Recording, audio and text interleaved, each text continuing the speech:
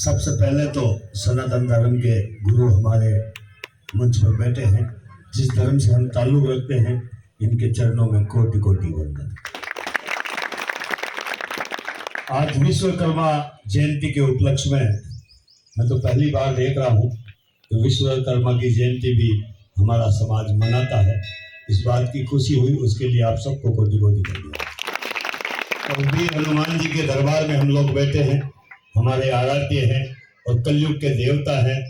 तो मैं चाहता हूं आप सभी लोग बोलिए हनुमान जी महाराज की। महाराज ने संक्षेप में सारी बातें बताई। जातिवाद में ना भटकर या और कहीं नहीं भटकर हम लोग सनातन धर्म को अपनाकर हिंदू धर्म की बात करें।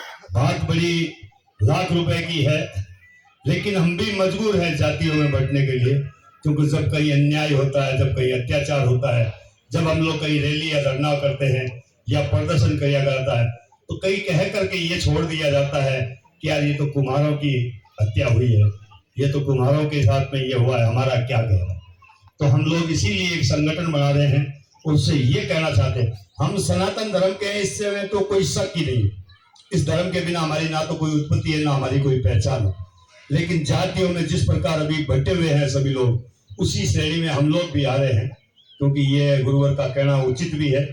लेकिन हमारी भी मजबूरी है कि जब हमारे घर में आकर हमें कोई मार कर चला जाता है, हम चुपचाप बैठे सुनते हैं और एक राह देखते हैं कि कोई हिंदू आएगा बचाएगा या कोई हमारा नेता आएगा बचाएगा।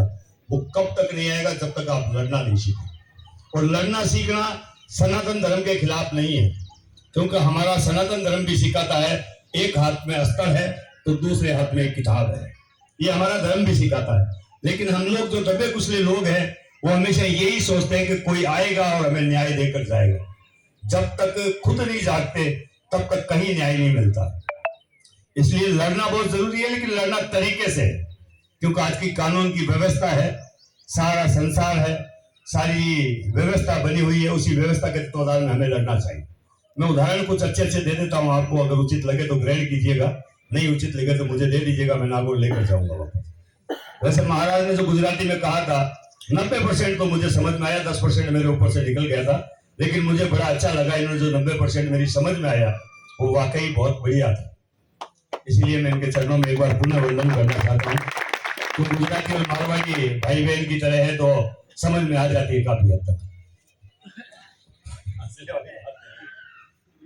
तो साहब आप मैं कहने यहाँ इसलिए आया हूँ, आज जहाँ मैंने ये देखा है श्री श्री यादव प्रजापत समाज युवा मंडल, इस धरती पे इन्होंने जो भी प्रयास किया है, जिन्होंने भी ये प्रयास किया, मैं एक का नाम लेकर आप सबको नीचा नहीं दिखाना चाहता। आप सबकी मेहनत रंग ला रही है और आप प्रवास में बैठकर एकता की जो मिसाल कायम कर रहे हो, उसके लिए आप सबको धन्यवाद है। मैं इस संगठन के बारे में कुछ कहना चाहता हूँ। आप प्रवास में रहते, मान लीजिए किसी के साथ भी कुछ हो जाए, किसी के साथ ऐसा हो नहीं कि आप भगवान हो, आपके साथ कुछ हो ही नहीं सकता। किसी के साथ भी अगर कुछ हो जाए तो संगठन बहुत जरूरी है, और संगठन के बिना कुछ नहीं होता। आपने जो ये संगठन की नींव रखी है, इसे इतना बढ़ाओ कि एक को तकलीफ हो तो 1000 पहुंच जाए, तकलीफ में पहुंच जाए। देखो खाने में और ये जयंतियों में हम लोग आते जाते वो एक अलग बात है, लेकिन एक दुख में और एक तकलीफ में 1000 आदमी अगर हमारे साथ हो तो आपका कोई भी अत्याचार या आपके साथ गलत कोई नहीं कर सकता। तो आप सब लोग मिलजुल कर रहें और गांव से निकलकर जो आपने एकता दिखाई है वो अपने गांवों में भी दिखाएं। ये नहीं कि आप प्रवास में इसलिए दिखा रहे हो, क्योंकि हम लोग आज भी गांव में भाई भाई के साथ लड़ाई कर रहे हैं, भाई के ऊपर FIR दर्ज है और एक दो मर जाए मगर राजीनामा कभी नहीं करते। और अगर हमारा ही आदमी कोई तरक्की करता हो तो हमें इतनी जलन होती है कि हम पूछ नहीं सकते अपने आप से कि अपने घर में सही तरीके से रोटी तक नहीं खा सकते हम, सिर्फ इसलिए कि ये भाई को साफा पहनाया और मुझे नहीं पहनाया। ये भाई आज बिजनेसमैन बन गया, मैं नहीं बना। ये आदमी यहाँ क्यों पहुंच गया, मेरे गांव के जानता, उसका बाप तो भूखे मर रहा था। अरे भैया बाप भूखे मर रहा था, जरूरी नहीं कि बेटा ही भूखा मरे। अगर कोई भी तरक्की करता हो, आप एक दूसरे को अच्छी नजर से देखो, खुश हो। अगर उस पर खुश होगे तो आपको जो रोटी मिलेगी ना वो आपके शरीर में काम करेगी। लेकिन अगर आप जलन करोगे तो आपकी रोटी भी आपको काम नहीं आएगी, आप मरते जाओगे दिन ब दिन। उदाहरण देता हूं कि कोई मोहल्ला था, 40 घर थे, चाहे वो किसी भी समाज के मान लीजिए, 40 घर थे। तो उन बच्चों में पुराने टाइम की बात थी, जब महाराजा राजा की टाइम थी, तो उन्होंने क्या करा कि बच्चों को पूछा, बेटा आज क्या करें तुम्हारे लिए? एक दो बच्चों ने कहा था, भाई दादा खिलौना लेकर आओ। अब उस वक्त ना तो कोई खिलौना था ना कोई और था, मिट्टी के खिलौने थे, तो सारे कुमार थे, तो वो तो उससे ऊब चुके थे, क्या मिट्टी के खिलौने हमें चाहिए नहीं। तो अब करें क्या करें? तो वो आदमी जंगल की तरफ निकला था, तो शेर ने कुछ बच्चे दे रखे थे, छोटे छोटे बच्चे थे, उसने पिल्ले की तरह समझा था उन बच्चों को, वो लेकर के उस मोहल्ले में आ गया। 8 या 10 या 12 ऐसे बच्चे थे, वो चारों तरफ मोहल्ले में उन्होंने घर के बाहर बिछाए। 2 साल के बाद जब उनका जो रूप हुआ है बच्चों का, वो विकराल था, क्योंकि शेर के बच्चे तो शेर ही होंगे, वो कुत्तों की तरह तो नहीं होंगे, घर पे बंधे हुए भले ही हो, लेकिन वो हो कुत्ते गए थे, क्योंकि वहां बंधे हुए थे वो 2-3 साल से। बाहर एक कुत्ता था, वो हमेशा भौंकता था, लेकिन वो बाहर गेट के बाहर ही भौंकता था, वो 40 घरों के अंदर प्रवेश कभी नहीं करता था। तो काफी देर तक ये सोचा वगैरह, सब कुत्ते ने भी मन में सोचा, आदमियों ने भी सोचा कि अगर कुत्ता अंदर ही नहीं है। एक दिन बुजुर्ग आदमी को मरने की उम्र हो गई, तो उसने सोचा कि इन जानवरों को मैं जंगल से लाया हूं, एक बार इनको जंगल तो दिखा कर लाऊं।